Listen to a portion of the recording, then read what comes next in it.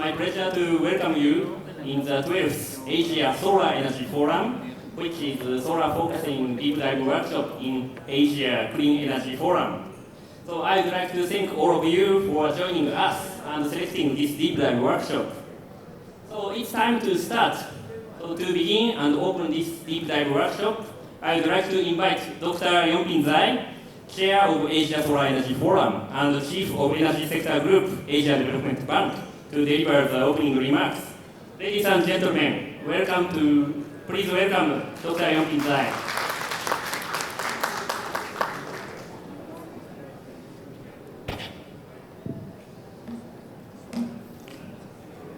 Thank you, Susumo.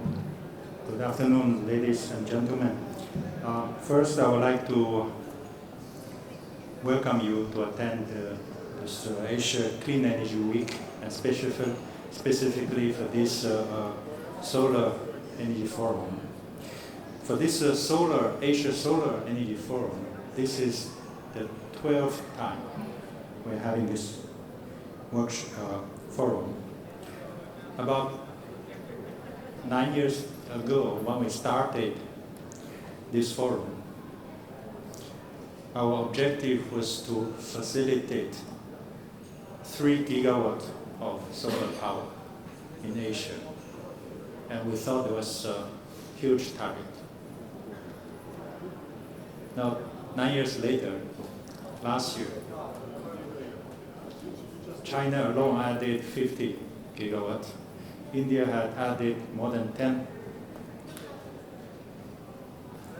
And the whole world now have about 500 gigawatt solar power.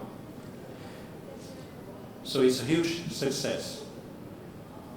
But if I look at these numbers closer, I find out among the 500 gigawatts of the cumulative solar power in the world,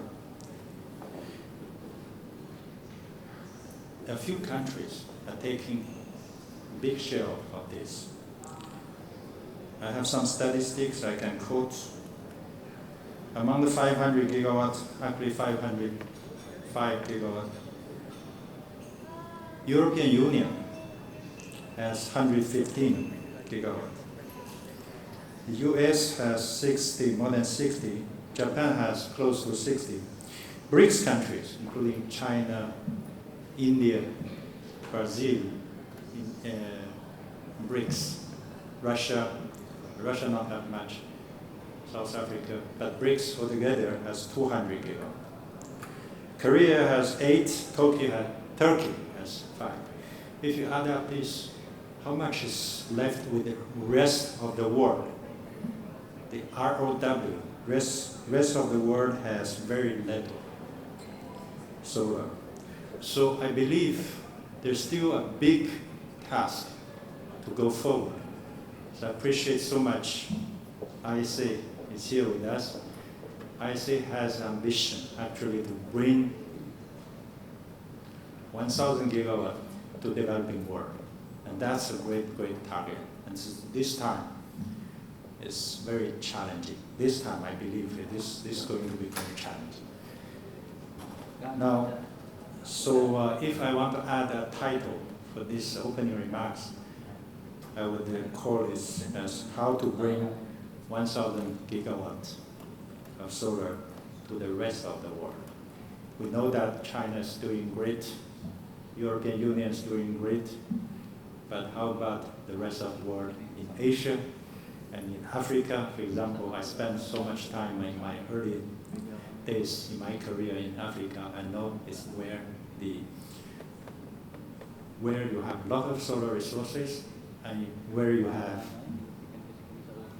lack of access. So it's a good place to start working in Africa, in other places.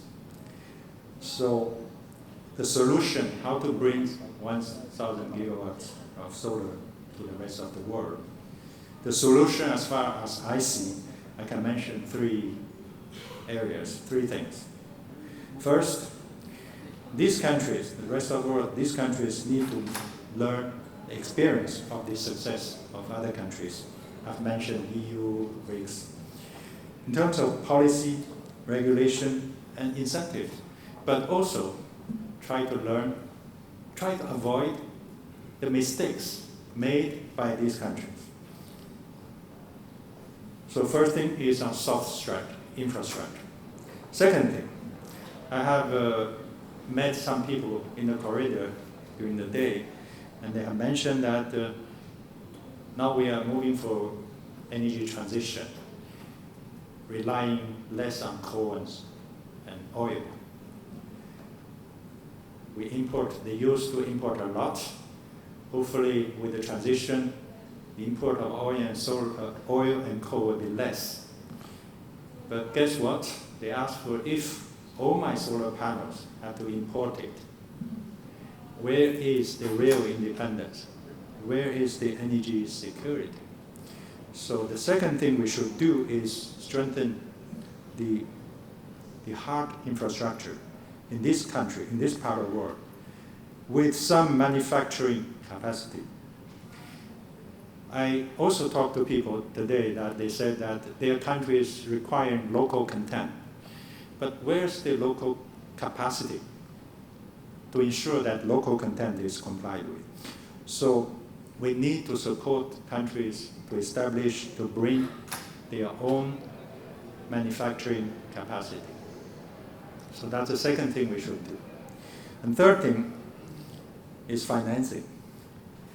Financing, we can do a little bit from ADB, but a lot should come from private sector. There is an interesting trend we are observing in ADB's financing. If you look at every year's our lending, every year ADB's lending in energy sector is about $5 billion. $5 billion in the early part of this last decade. We were seeing an increasing trend. Within this $5 billion, the share of renewable energy was increasing until 2 years ago. And we're seeing that we still do $5 billion, but the share of renewable energy has come down. And I assured my board of directors, senior management, and today I'm repeating here, that this is not necessarily bad news. Reason being, the renewable energy market has become so mature that commercial banks are taking over much of the financing from development banks. So if ADB does not meet the target, we're saying we had set a target for renewable energy of $2 billion. But if we spend only $1 billion, we can buy same amount of gigawatt. Why not? So that's why I'm saying it's not necessarily bad news. This is the third thing. So I repeat the three things we should do to bring 1,000 gigawatt solar to the rest of the world. One is the soft infrastructure, policy, regulations, incentives, and learning from other countries, including the mistake to be avoided.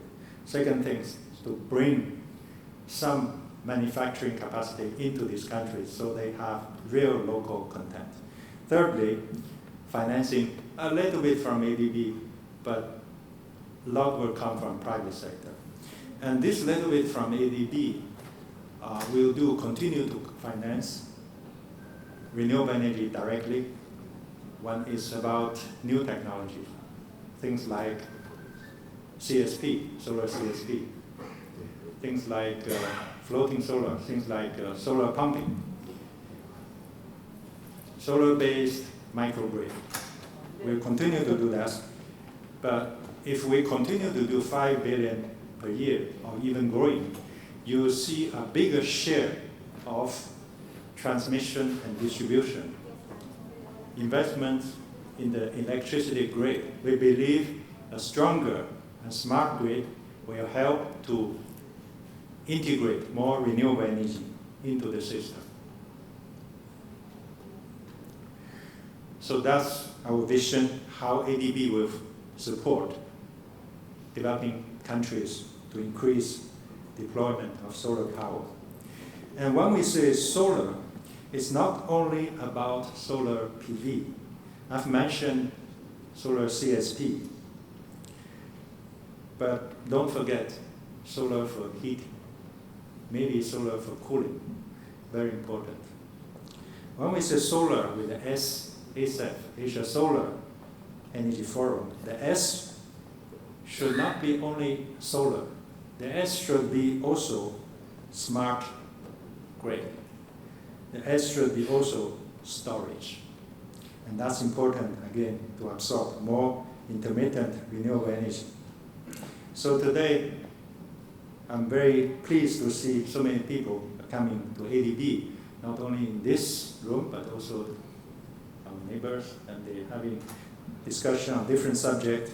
I was so pleased to see you all here at ADB headquarters. And today, specifically today here, we will have, be happy to listen to a keynote speech from Mr. Kumar from International Solar Alliance, our good partner for ADB. And we'll have a session dedicated to deployment of manufacturing capacity, business models in developing countries. As I said, this is very, very important. We should not going for energy transition that we are dependent on import only. The real energy transition should have local resources, local content, and local manufacturing capacity. In the session 2, we'll see many examples of solar plus storage, plus floating solar farming, many things. You'll hear about new applications. I'm looking forward to a very productive discussions. I hope you enjoy this forum and also the whole week for the Asia Clean Energy Forum at ADB. Thank you very much. Thank you, Yongbin, for that wonderful opening remarks. So next, let's move on to the keynote address. I would like to invite Mr. Rakesh Kumar, Program Director from International Solar Alliance. So ISA, as Yongbin mentioned, ISA and ADB have a cooperation agreement for further promotion of the solar energy in our regions. So ladies and gentlemen, please welcome to Mr. Rakesh.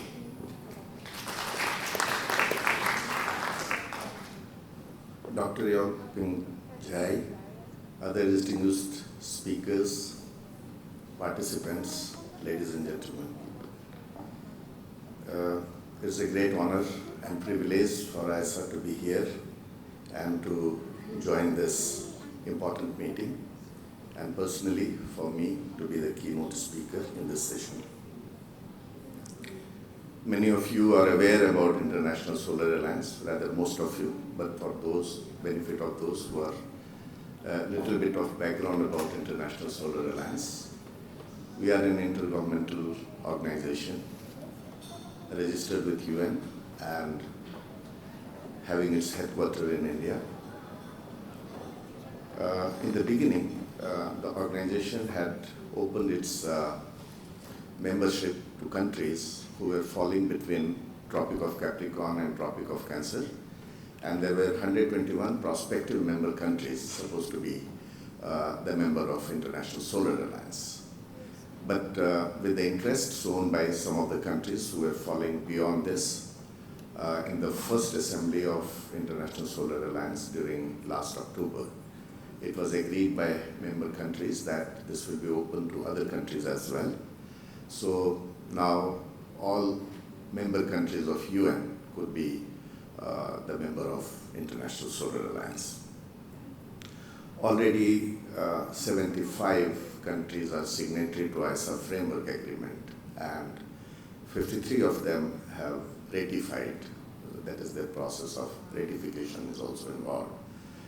So that shows the kind of commitment and a testimony of their faith in this concept that we have to scale up solar across member countries.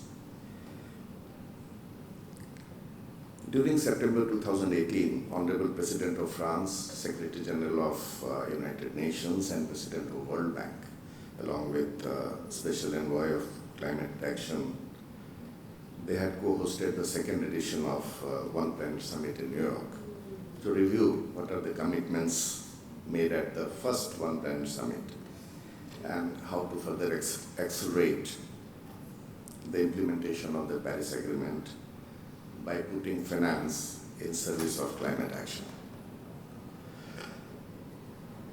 In fact, the member countries, they have set up a very ambitious target for the ACEF. That is to mobilize more than $1,000 billion in investment that will be needed by year 2030. And this is required to meet the goal of massive deployment of affordable solar energy for all. And that also is seen as kind of 1,000 gigawatt of solar by 2030.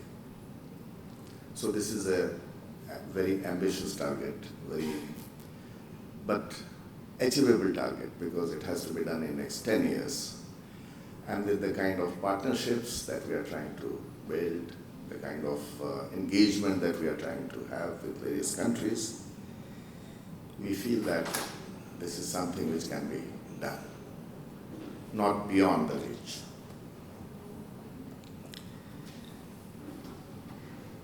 Dr. Jha in the opening remarks had mentioned that where the action is happening right now, if you look at solar PV installations, 505 gigawatt, and roughly around $500 billion of investment in the segment. So these are happening in some limited countries. China is definitely the leader. More than 54 gigawatt was done in 2017. And the major countries are USA, Japan, India, Italy, and Brazil. Some actions are happening. But then when we are looking at this large investment, it must go to countries where energy access is a big challenge, where we have seen that with the intervention of solar, there could be a leapfrog in many of the activities. So there has to be a transition, or rather cooperation from developed world to the developing world.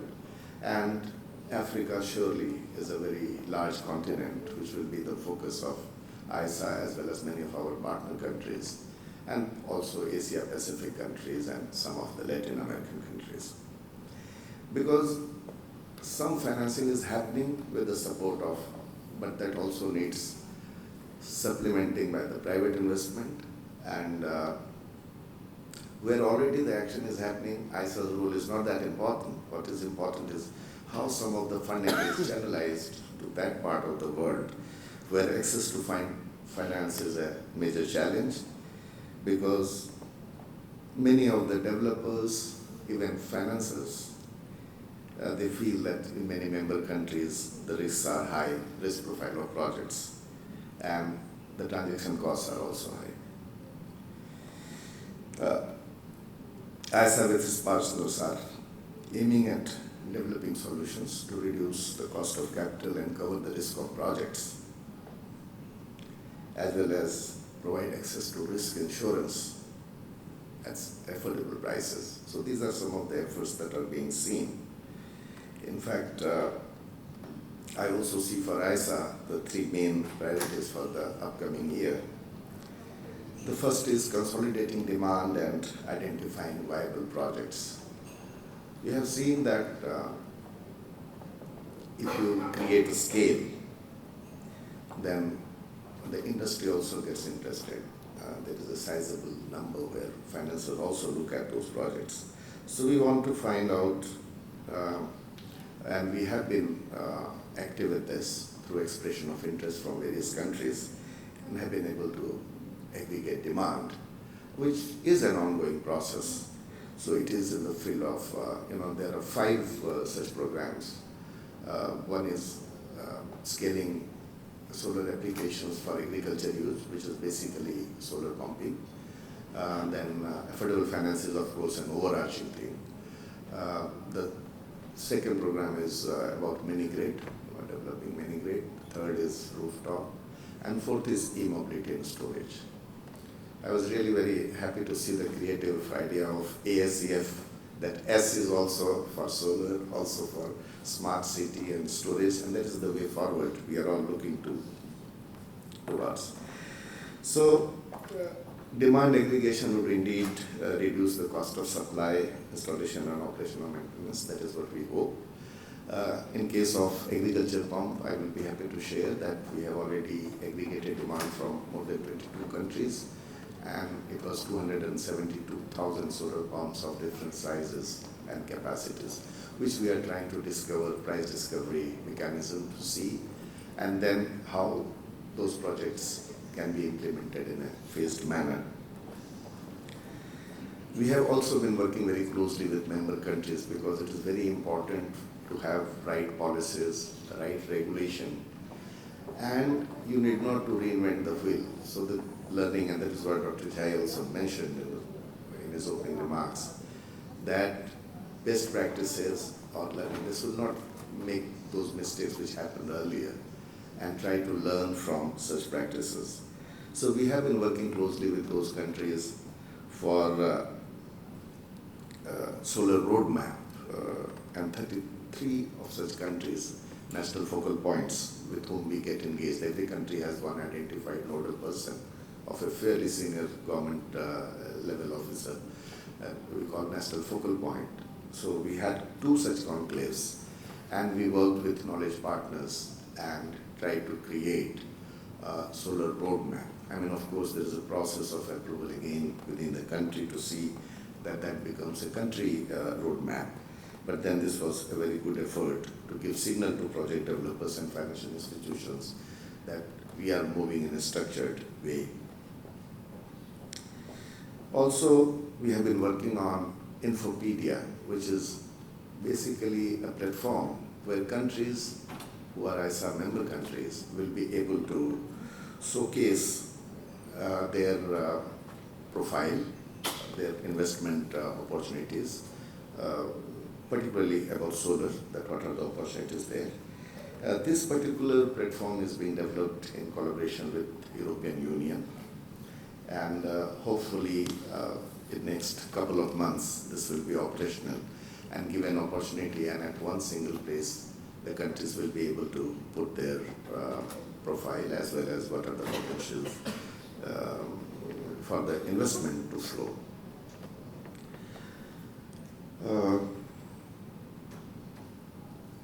The solar agriculture pump, we have already had the pre-bid meeting very recently, and we are going to now launch.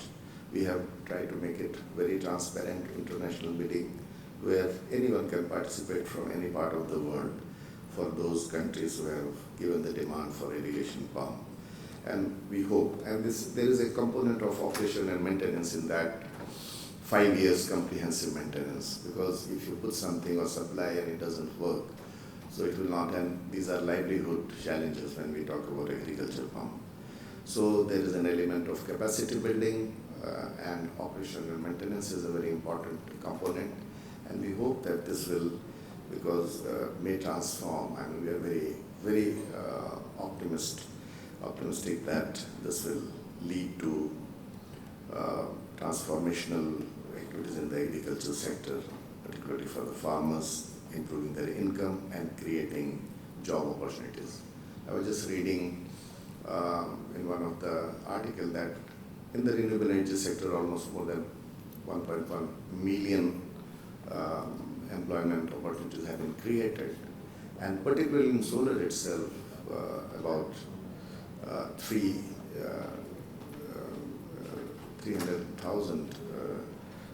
million job has been created. Now, the second part is supporting adequate environments for private investment, which means that we have to address the risks that prevent projects from getting implemented. So the regulatory and contextual framework, because many of the ASEAN countries, there are institutional a lack of institutional capacity and procurement process. So we have to work very closely with them through best practices and models which can be replicated. In similar lines, there were some proposal of 6 member countries of ACEF. They had come forward in August this year in Lome, which is called Lome Declaration. Mali, Niger, Benin, Burkina Faso, Gabon, and Togo, they came forward to harmonize their policy and regulatory framework. So such kind of collaboration and activities will surely help in structuring projects and mitigating the risks. A second tool is to set up de-risking mechanism to attract investment, and the World Bank and AFD, French Development Agency, they are conducting an in-depth market study and have presented their preliminary findings at COP24. The Solar Risk Mitigation Initiative, which was launched in COP24, is in support of International Solar Alliance, will be aiming at supporting bankable solar programs and leveraging private sector investment. Of course, there will be a session on that. So SRMI, means the Solar Risk Mitigation Initiative, would support countries in leveraging, in developing a sustainable and integrated ecosystem and in organizing transparent and well-structured procurement schemes to reduce risks associated with private-owned and viable and variable renewable energy projects. World Bank has also taken initiative in Africa, and of course in association with International Solar Alliance and the Roger project, which is a $337 million risk mitigation fund targeted at 23 member countries, and this will be mostly for off-grid projects in Africa. ISA, European Union, and European Investment Bank, they are also exploring the way to address the challenge of providing energy access to more than 1.2 billion off-grid population in the world. In principle, EIB has committed 60 million euros for such a risk mitigation fund, both in Asia and part of Africa, to promote solar energy in the off-grid sector. ISA is also very strongly pushing for support in skill development and funding to be directed towards off-grid sector, and hopefully we'll be able to launch this facility next year. For the training and capacity building, because the entire ecosystem has to develop. When Dr. Jhai was talking about manufacturing in the sector, definitely there has to be skill set, there has to be local people who can absorb technology, who can produce, if you want the local content. So unless training is done, so training and capacity building becomes very important. So what we have been doing, ISA has been working very closely with our member countries, and we have launched a very innovative program called I*C. I is international basically, and *C means Solar Technology Resources Application Center. So which will be basically center of excellence in the countries. There could be more than one such center. There will be center of excellence on solar. There could be technology demonstration. There could be training and capacity building. There could be testing and inspection facilities. And there could be a center of excellence which is at national level, it could be at regional level, and it could be even global center of excellence depending on how they go forward. So basically, Honorable Prime Minister of India and also President of France, they said during ISA summit in March last year that capacity building will empower the member countries, and you must work very collectively to implement, because this is the core to really implement Paris Agreement. And that is why ISA has come forward for this network of support, knowledge and training. And you will be very happy to know that already a number of countries have come forward with their centers because we don't want to create a new infrastructure, because it's all transaction costs will go high. So the existing research institutions or universities or technical colleges, anyone can host such centers, which we call *C program, and more than 50 countries have come forward, and many of them have identified the institutions where such facilities could be set up. Already more than 150 engineers from our member countries have been trained. They are called master trainers, so that they go back to their country and train some more people, because it's very difficult to bring very large number of people and bring them at centers where you can really impart such. So it is better train some master trainers who can go back in their country and do it. So this was being done through one of the institutes, which is our sister organization, National Institute of Solar Energy, and Ministry of External Affairs, Government of India. They supported, and we have already trained. And there are many more such in the line, including a fellowship program, which is also being targeted for mid-career executives to have in-depth understanding of policies and regulations, so that when they go back, they can again work and develop and have a very progressive such programs for the country. So ISA's role is basically facilitator and enabler, which will drive global community, including our partners, bilateral, multilateral organizations, corporates, industry, stakeholders, to make a positive contribution to the common goals of increased utilization of solar energy and meeting the needs, because we all know solar energy is safe, convenient, affordable, equitable, and sustainable. And that is what we look forward to. ISA would be a vibrant source of initiatives and leadership stemming from its members and partners. We want to remain a lean organization, so we rely very heavily. And we are very happy to partner with ADB and many of the development banks, African Development Bank, World Bank, European Investment Bank, and so on. And many countries have joined ISA to play as a team, because basically ISA is neither a bank nor it is some agency who is going to implement the project. Basically, we have to create kind of ecosystem where the bankable projects or a pipeline of bankable projects can be created, and we bring them together. It is the member countries who have to implement the project, and the funding agencies to look at projects which are bankable and viable.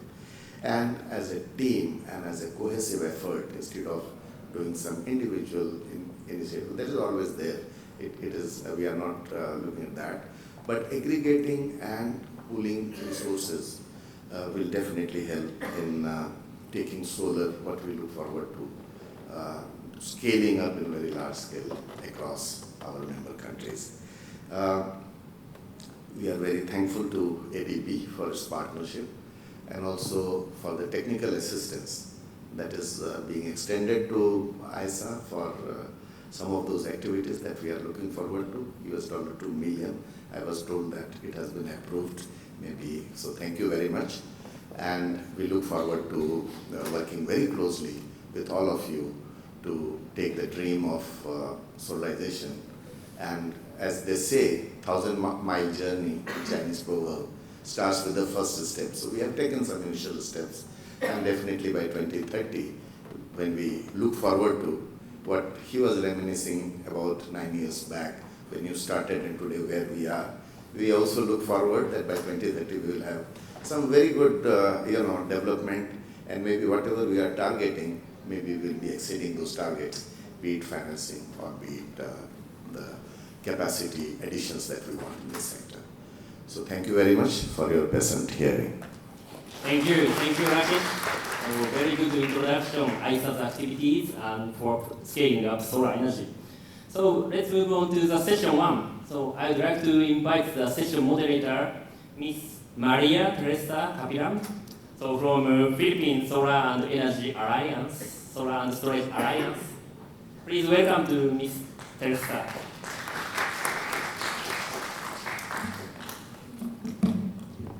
Good afternoon to all of the delegates who are here today. It's really a privilege to be moderating this session and to also be a moderator for the afternoon session, the first half of the afternoon session. each year when we come here to gather at this ADB complex, we always get good news. But I think our Mr. Yong Ping Chai has given us the greatest news. And are we on? Can we show that, the first one? I think he has given us the biggest news for last year, and that was really the achievement of solar gaining half a terawatt in 2018. Can we put that up, please? Technical. Next, please. Next, please.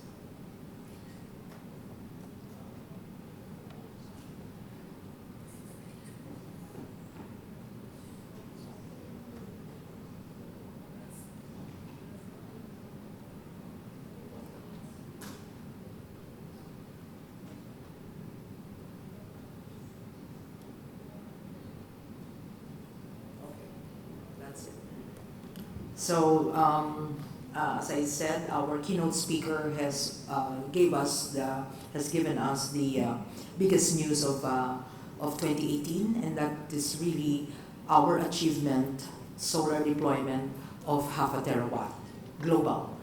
And as most of you who have started this journey 10 years ago, just getting to 1 gigawatt was really a major task.